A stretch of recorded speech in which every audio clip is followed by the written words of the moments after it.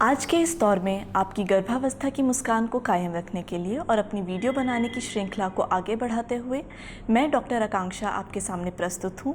नमस्कार, आदाब, सत श्री अकाल। आज की इस वीडियो में मैं आपको बताना चाहूँगी कि गर्भावस्था के बाद शिशु की देखभाल कैसे की जाए। सबसे पहले बच्चे की आँखों की देखभाल। अपने हाथों को साबुन और पानी से अच्छे से धो लें। एक साफ़ कॉटन का स्वैब लें, उसे गीला करें और बच्चे की आँख को अंदर से बाहर की ओर साफ़ करें। बच्चे की आँख पर काजल, सूरमा ना लगाएं और अगर बच्चे की आँख लाल होती है तो उसे तुरंत डॉक्टर के पास लेकर जाएं। इसके बाद है बच्चे के मुंह की सफाई। बच्चे के मुंह की सफाई करने के लिए आप एक सॉफ्ट कॉटन का कपड़ा लें, उसे गीला करें और अच्छी तरह से बच्चे के मुंह को साफ़ कर लें।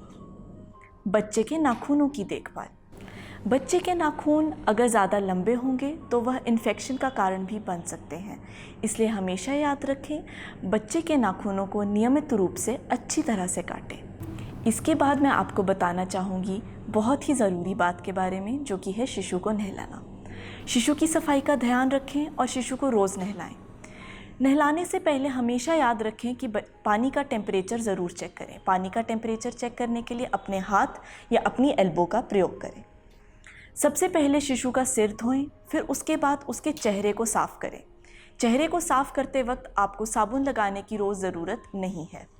शिशु को एक फ्लैट जगह पर रखें और उसका टॉवल हटा दें। सबसे पहले उस पर सोप लगाएं, यानी कि साबुन लगाएं। उसके बाद शिशु को खड़ा करें और शरीर पर लगे हुए साबुन को अच्छे से धो दें। नहलाने के बाद बेबी ऑयल का प्रयोग करें और बच्चे के मुंह पर डायरेक्टली पानी कभी ना डालें। इसके बाद है बच्चे की नाभि की देखभाल। नाभि की जगह को गीले होने से बचाएं। नहाने के बाद नाभि वाली जगह को अच्छे से साफ़ कर लें। अगर नाभि गिरने वाली होगी तो उसमें से थोड़ी कम मात्रा में पानी या खून का निकलना नॉर्मल है। नाभि वाली जगह पर कभी भी तेल या घी न लगाएं। कुछ ऐसी बातों का ख्याल रखें जिसकी वजह से आपको डॉक्टर के पास भी जाना पड़ सकता है। अगर नाभि वाली जगह लाल, गरम या फूली हुई हो, वहाँ से पस निकल रही हो या वह जगह गीली हो, तो तुरंत डॉक्टर के पास जाएं और अपने बच्चे को दिखाएं। इसके बाद मैं आपको बताना चाहूँगी बच्चे के पहनावे के बारे में। शिशु को कॉटन के कपड़े पहनाएं जो आराम से पहनाए जा सकें। शिशु को लूज़ और कंफर्टेबल यानी कि आरामदायक कपड़े पहनाएं और बच्चों के कपड़े को साबुन से धोएं और उन्हें धूप में सुखाएं। शिशु की देखभाल की जब हम बात करते हैं तो उसमें सबसे ज़रूरी है माँ का दूध। माँ का दूध शिशु के लिए एक अनमोल तोहफ़ा है, इसलिए ये जानना बहुत ज़रूरी है कि शिशु को कब, कहाँ और कैसे माँ का दूध पिलाया जाना चाहिए। शिशु को कब दूध पिलाएं? शिशु को हर 2 से 3 घंटे के बाद जब भी शिशु को भूख लगे, अर्थात वह रोना शुरू कर दे, तो उसे आप दूध पिलाएं। रात को सोते समय भी शिशु को जगाएं और उसे रात के समय भी दूध पिलाएं। इस तरह शिशु को दिन में कम से कम 10 से 12 बार दूध पिलाना चाहिए। इसके बाद मैं आपसे बात करना चाहूँगी कि शिशु को कहाँ दूध पिलाएं। जब भी आप शिशु को दूध पिलाएं तो हमेशा याद रखें कि शिशु को और आपको एक अलग कमरे में होना चाहिए। वह कमरा आरामदायक होना चाहिए, हवादार होना चाहिए और हो सके तो वहाँ आवाज़ भी कम होनी चाहिए। इससे आपका तनाव कम होगा और आपके शिशु के बीच बॉन्ड बढ़ेगा। इसके बाद है शिशु को कैसे दूध पिलाना चाहिए।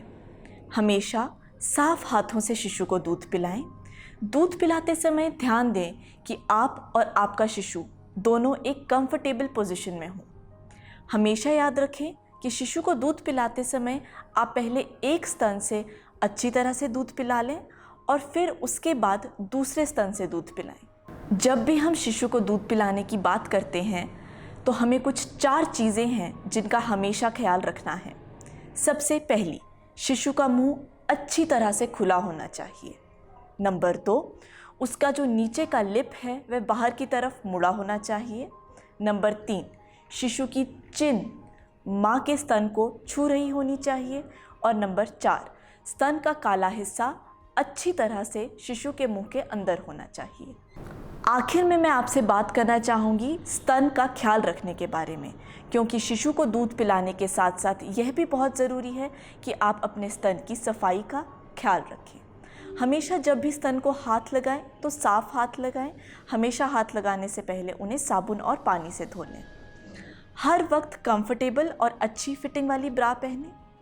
स्तन में दर्द होने पर उसके लिए गर्म पानी का सेक करें। इसके लिए आप एक टॉवल को गर्म पानी में डालकर उससे अपने स्तन के लिए सेक कर सकते हैं। निप्पल के रूखेपन और इन्फेक्शन को बचाने के लिए आप स्तन के दूध को ही निप्पल पर लगा सकते हैं। इससे आपका निप्पल इन्फेक्शन से बचा रहेगा। इसके बाद मैं आपको बताना चाहूँगी शिशु के डायपर और डायपर वाली जगह का कैसे ख्याल रखा जाए।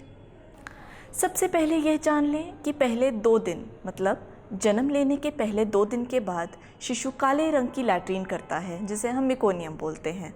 यह चिंता का विषय नहीं है। शिशु अपना पहला पेशाब जन्म होने के 24 घंटे के अंदर अंदर कर देता है। अब इसके बाद है शिशु को डायपर पहनाना। जब भी आप शिशु को डायपर पहनाएं तो उसे एक साफ़ और सपाट जगह पर रख दें। गीले गंदे डायपर को हटा दें और उस डायपर को अच्छी तरह से फेंक दें। इसके बाद अपने हाथों को अच्छे से साफ़ कर लें साबुन और पानी के साथ, और उसके बाद बच्चे को नया डायपर पहनाएं। नया डायपर पहनाने से पहले हमेशा याद रखें कि बच्चे की डायपर वाली जगह को गीली कॉटन से अच्छे तरीके से आगे से पीछे की तरफ साफ़ कर लें और उसके बाद ही बच्चे को एक नया डायपर पहनाएं। हमने इस वीडियो के द्वारा यह तो जान लिया कि बच्चे की शिशु की कैसे देखभाल करनी है, लेकिन यह भी बहुत ज़रूरी है कि हमें पता चले कि कब शिशु को डॉक्टर के पास ले जाना है। शिशु का सही से स्तनपान न करना, शरीर का पीला पड़ जाना, शिशु का बहुत ज़्यादा रोना, उसको कब्ज़ होना या बहुत ज़्यादा बार लैट्रिन करना, शिशु का बार बार उल्टी करना और शिशु की सांसों का बहुत तेज़ चलना एक खतरे की घंटी हो सकता है। यह भी देखें कि शिशु कम पेशाब ना करे और शिशु को किसी भी तरह का कोई दौरा ना पड़ रहा हो। अगर यह सब होता है तो शिशु को तुरंत डॉक्टर के पास ले जाएं, क्योंकि यह एक खतरे की घंटी हो सकती है। आइए अब हम आपको दिखाएं कि शिशु की मसाज कैसे की जाए। शिशु के सिर से शुरू करें। अपनी उंगलियों से छोटे छोटे गोले बनाते हुए शिशु के सिर, माथे और जबड़े की मसाज करें।